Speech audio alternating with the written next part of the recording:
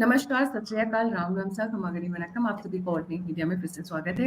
एक लंबे अंतराल के बाद हमारे साथ जुड़े हुए Rajesh Pillai sir, do he rise journalist, he is an extra officer. Now he works for Sanatan Dharma. He's retired, and in Kerala he has very strong hold. What he has got points today will shock your minds off. क्योंकि जो आज सब बातें बताने वाले हैं वो बहुत क्या बोलूं, I think this should reach even till the PMO. I'm sure there are people already working on that. It starts from Rahul Gandhi and Sonia Gandhi, and the angle is Qatar and Turkey, the money coming from CIA. Sir, a very warm welcome on the show. Let's get started. Ji, sir.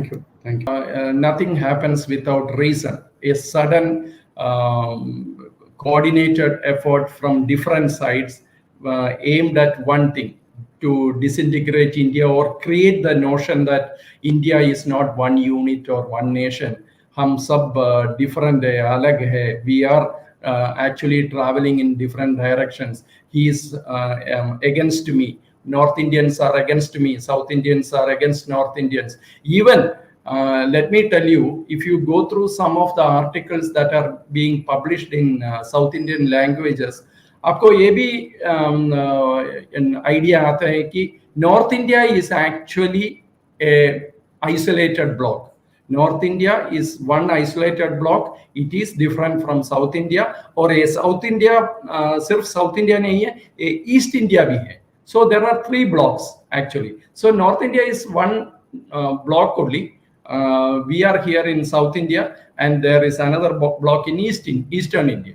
तो ऐसा disintegration process का एक thought process इन्होंने शुरू किया है. So as you rightly pointed out, it doesn't happen without any reason. It has to have backing, financial backing भी हो सकता है. So last time when we spoke, I think it was more than 1 year back.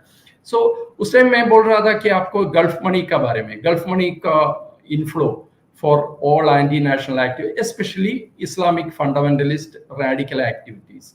But now things have gone beyond that, and even the destinations, I mean the sources from where the money is coming has also changed to some extent. Yes, money is coming from individuals, private individuals from Gulf, Middle East countries. But the main sources have changed from Saudi Arabia or nations like that to Qatar and Turkey.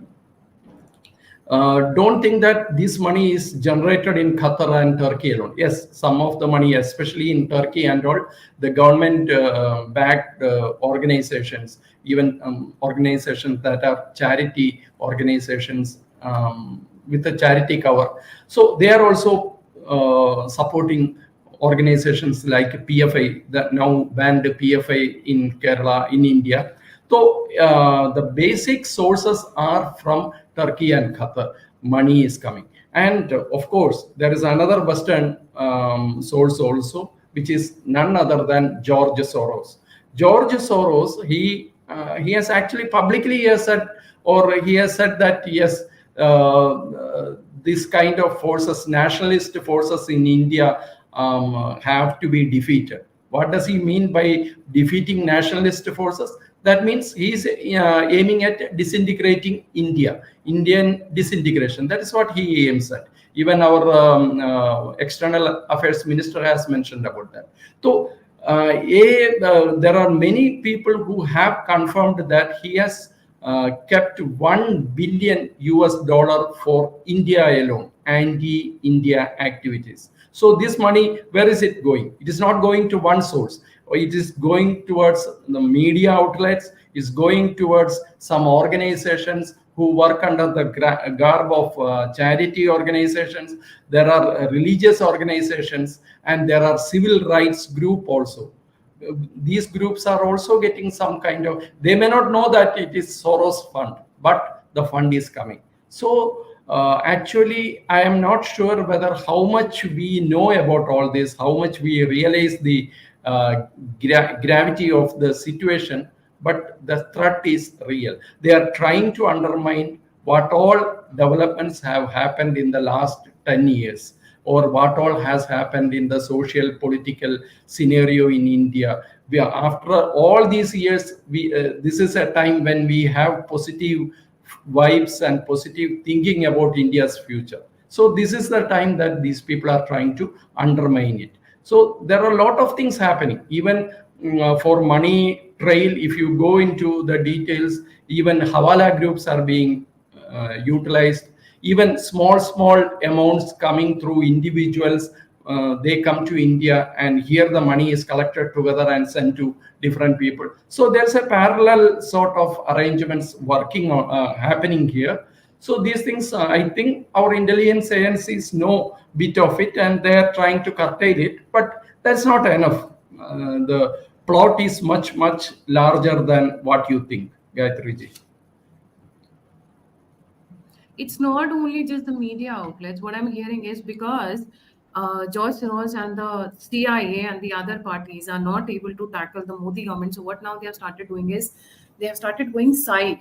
In the sense, if they cannot handle BJP, so they have started sponsoring small parties like, the regional parties. I would not name, but people know what I'm talking about. The anti-nationalist parties, I would say, or anti-Hindu parties across the country.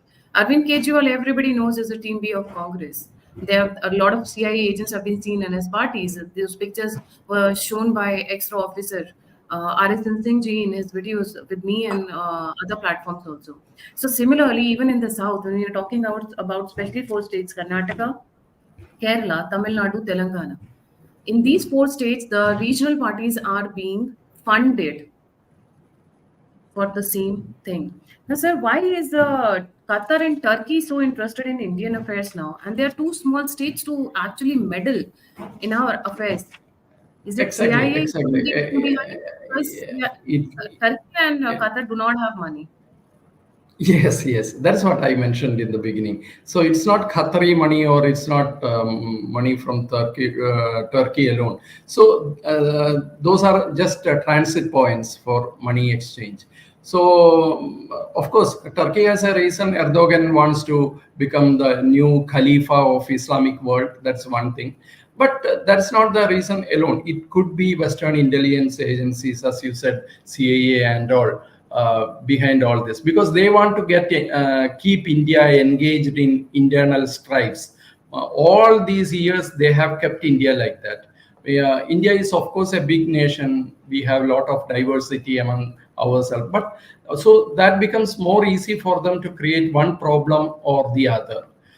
Even Pakistan, sometimes I feel that when our media reports that it's Pakistan originated or Pakistan sponsored terrorism, which is happening in India, I always feel that we fail to see the larger picture.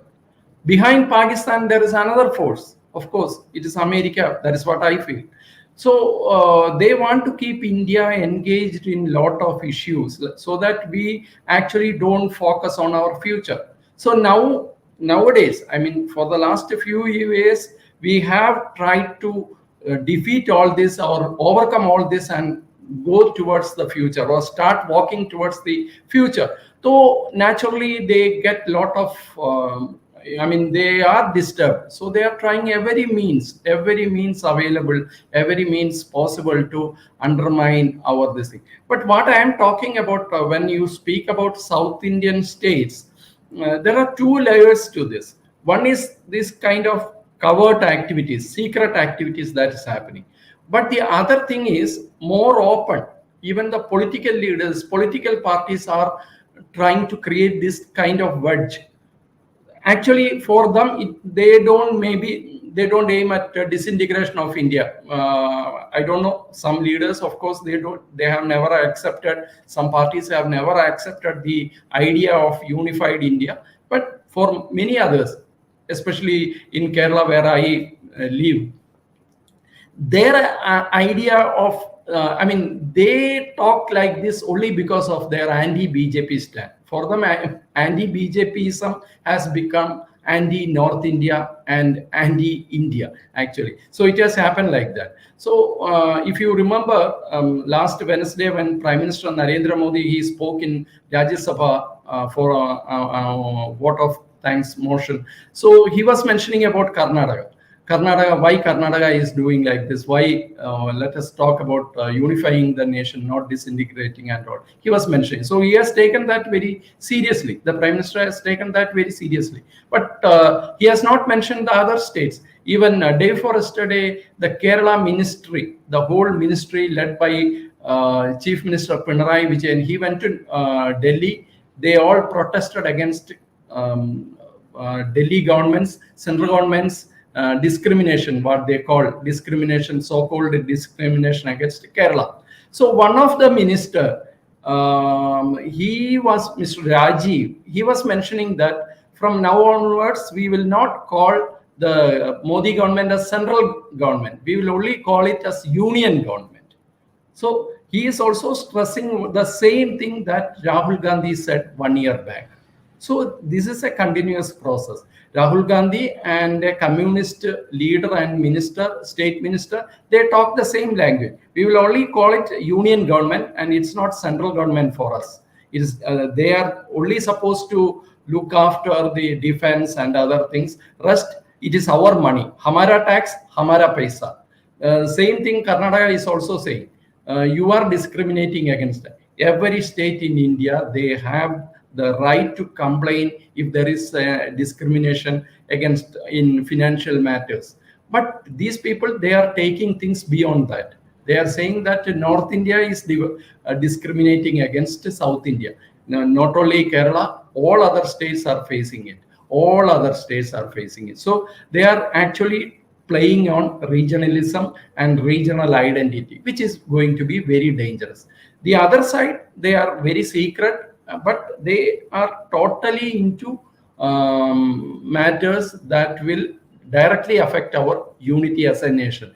Even I heard, Gayatriji, you also may know, in some universities, what is happening. Anti-Ram temple movement is happening in some universities. There are places where OP Jindal, there was one report also saying that some students even talked about armed rebellion against Indian state. So these are the kind of ideas that are being planted into young minds across India in the universities. So this is a very dangerous situation. We need to actually sit back and look at this and find out ways. This is not just about, for these political parties, it could be just one election or general election. We want to defeat BJP, so let us talk about regionalism. But this is going to affect the nation. So we have to take this very, very seriously. That is what I feel. Even let me also add, there is one central government scheme. Under central government scheme, sacks of rice arrived in Kerala for distribution through PDS, public distribution system. So there was Modi's picture on that, every sack, and the labeled Bharat rice, Bharat chawal. So there was protest against that. Why should Modi's picture be there on that? It's a central government scheme, and the central government is directly sending the rice. So, but they said, no, Modi, it is our right. We have to distribute it. It is state subject.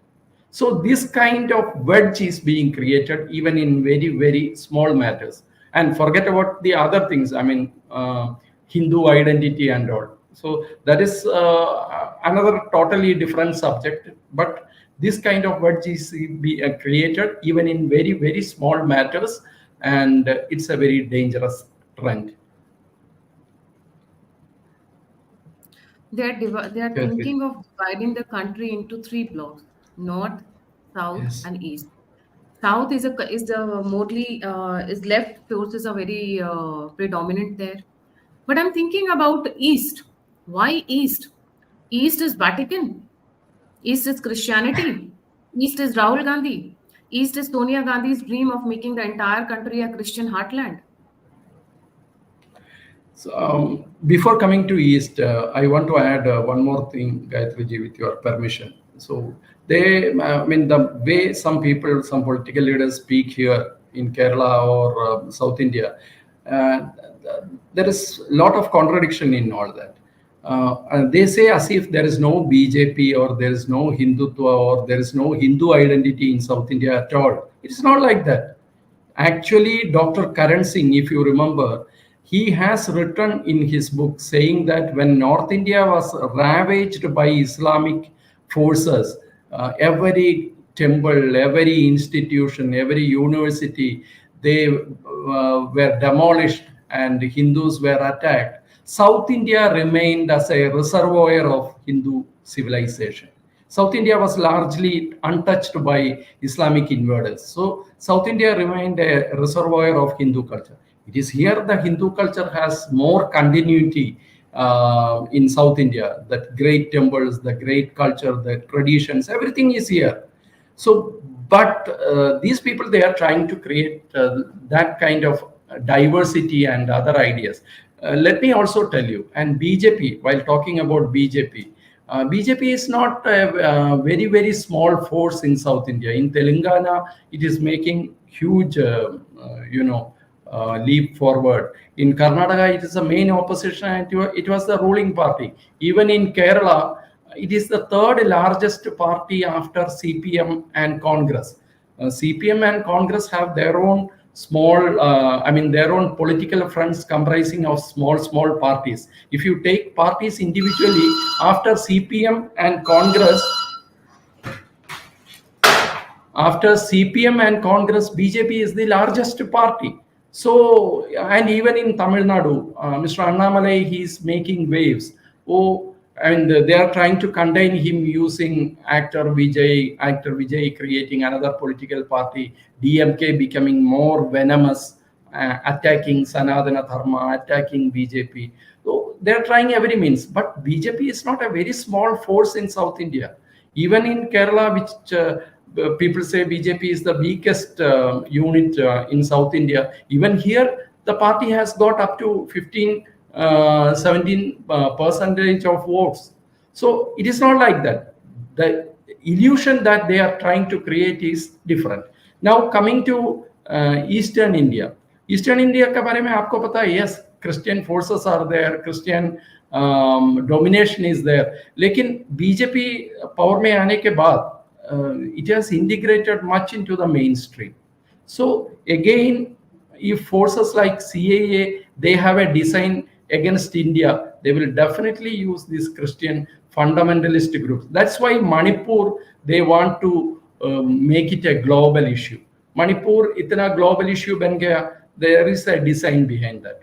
In Manipur, there used to be attacks on each other groups for a long time. There have been killings, there have been incidents of villages being taken as hostages and villagers being taken as hostages, and there are a lot of things happening in places like Manipur. It is a very common trend in Northeast India where tribal groups attack each other or they have inimical positions. So, but in Manipur, they are trying to create it as a Hindu-Christian, Hindu-Christian war. That is not without any reason. They are trying on a purpose only. So they want to create an international image about Christians not being safe in India. They want to create a notion that India is on the path of disintegration. If you remember, there was a Pak senator's tweet last year showing India's map into different segments. United States of Andhra Pradesh, United States of South India, United States of Eastern India, then North India and all. So that was just imagination, but that imagination is part of a plan, or they hope to do that in future. So it's a very, as you said rightly, they want to create 3 blocks, and they want to create the notion that North is ruling over, or North is dominating over South and Eastern bloc, which is not true actually. Right. Recently, there was a conclave held and sponsored by, I would say, News Laundry, The Wire, and Kerala Chief Minister CM Pinarayi Vijayan himself visited it. It was Cutting South Conclave. What do you mean by Cutting South Conclave, Pinarayi Vijayan? That was the main issue of that, naming that it was a media conclave. Even the Kerala Union of Working Journalists and the Media Academy, they were part of it. Actually, since the controversy erupted, they say that it is not to for promote regionalism or division of the country or anything like that. It was just to promote the democratic trends and the media of South India. But again, my question is then why the title "Cutting South"? And even the chief minister went to that program. I think he inaugurated that program. But after that, many channels, many newspapers, and even the public, they questioned this title calling "Cutting South." What I say is that if you take a larger picture, these things I feel they don't happen without a reason. It doesn't just happen like that. There is a reason, there is a design behind all this. Even the Cutting South Media Conclave could be, I'm not sure, but could be part of it. But since the controversy erupted, I think the rhetoric was toned down a lot, and it just went off as another media conclave. And the nationalist forces, they also came into picture. They also organized some media conclaves and other conclaves, calling it Bridging South. So that was against Cutting South, Bridging South. Even one such conclave was held in New Delhi also. So things are happening, but these are all part of a same movement with the same intention to keep India engaged in internal strife. Let me also add one more thing. Maybe some of your viewers, they may not know. Caste discrimination, caste census. So now they are harping on caste census. Mandal se leke caste census tak, it is their intention to keep the Hindu society divided. So that is also one more aspect of this whole campaign, to keep India, to keep Hindu community divided. Now it is based on caste census. When Alagiri, Udayanidhi Stalin speaks about Sanatana Dharma being like a plague, his own state where BJP has no presence, where very less presence, where BJP is not a big political force to reckon with, that is one state where most of the caste discrimination and related violent incidents take place in South India. It doesn't take place in Kerala or Karnataka that much, but in Tamil Nadu, caste difference it's just like pre-independence days. Even villages are being discriminated based on caste. So you cannot blame Hindutva forces for what is happening in Tamil Nadu state like Tamil Nadu. Still, Stalin and his son, they say that Sanatana Dharma is like plague. So they are targeting Hindu religion as well. They are targeting the Sanatana Dharma. They have thrived in politics, bashing the Hindus actually. That's how they have survived. Yes, yes. Otherwise, And being anti, yes, it has been equated, Gayatri ji. Being anti-Hindu is equal to progressiveness or being progressive. So being secular means being anti-Hindu, especially in South India. You can condone with any other people. Even in Kerala, I can quote you many incidents where Muslim preachers say worse things about other religions, other people. Even there was one Muslim preacher some years back who talked about Indian army, saying that Indian army will come, they will rape our sisters and all. No action was taken against him. No action was taken against him. There are many people who say more worse things, but nothing happens with them. But saying in Hindi that if you don't punish people like this, then the others take a clue and they go higher on improvements. Isliye it is very somebody utters a word like this, their tongue should be cut off, or they should be at least put in prison for 2-3 years, nicely in a cellar, isolated cellars, that others take a cue and do not utter such words. So you've been in some very elite organizations, I would put it that way. You also know it, unless and until you don't punish people like this, you are setting a precedence where others will be taking cues and going on a higher scale to become famous, to gain more popularity, to gain more money from the disintegrating forces. But coming to a concluding end, what I see is, and maybe we might differ on the opinion here, I see Rahul Gandhi trying to become a prime minister through the fort for the through the south state, the cutting south thing that they're talking about. Why?